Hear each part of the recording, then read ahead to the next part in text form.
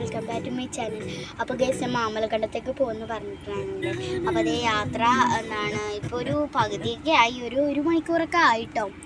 അപ്പം എന്താണ് കുറച്ചുകൂടി പോയി കഴിഞ്ഞാൽ 32 കിലോമീറ്ററാണ് ഇനി ഉള്ളത്. അപ്പോൾ 32 കിലോമീറ്റർ കൂടി കഴിഞ്ഞാൽ എനിക്ക് മാമലക്കണ്ടത്ത് പോകാം.